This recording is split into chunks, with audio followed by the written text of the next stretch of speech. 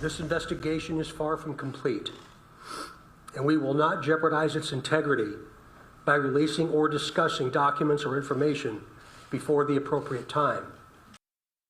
We'll get back to the affirmative action story in just a minute. Right now, though, we're talking about this. After more than 5.5 years, authorities in Indiana have finally arrested and charged a man in the infamous Delphi murders. But at this point, they are providing no details about what led them to that suspect right there, and a judge has ordered all documents related to the arrest sealed from public view.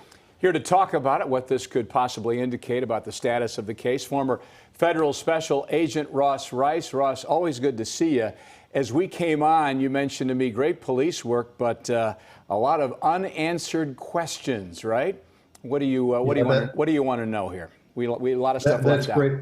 Obviously, what people want to know is what led to the charges. The complaint that was filed in this case is still under seal. Now, it's not unusual to have a complaint or a charging document sealed prior to arrest and up to the time of the initial appearance, which I'm not sure if it was over the weekend or earlier today.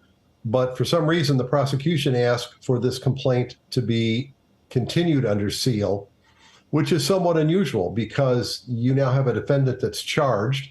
He has trial dates coming up, and he needs to have those charging documents to see what the evidence is against him. And that obviously is what the prosecution is trying to withhold, for at least for the time being. One of the things they did say at the news conference earlier this morning was that they're keeping both the email tip line and the phone tip line open, kind of alluding to the possibility of another individual or individuals being involved here. What, in your mind, might be some of the reasons that they are handling this the way they are, not publicizing any of these details? Well, there's a couple things, Anthony, that come to mind. First of all, they offered a reward very early on, and I think at one point it ballooned up to $300,000 for information leading to the identification and arrest of the persons involved in this.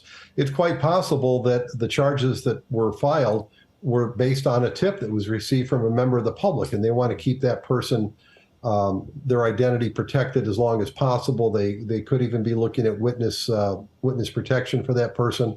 It's possible that after his arrest, the defendant in this case gave a confession, which might have led to the implication of other individuals. They want to keep that secret until they can run those leads down. But I think what you alluded to earlier is probably the best explanation.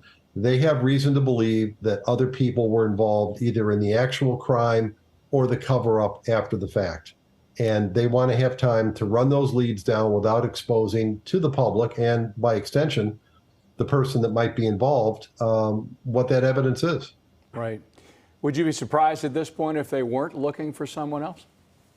Oh, I would be shocked for them to ask a judge to keep the complaint under seal, to keep the affidavit under seal without a real justification would be a big stretch. And the judge obviously has some idea what the basis for that request was. Otherwise, they wouldn't have approved it. Makes sense. All right, former federal special agent Ross Rice, always good to talk to you, and thank you for your perspective this afternoon. My pleasure, guys. Thank you. Okay, Ross.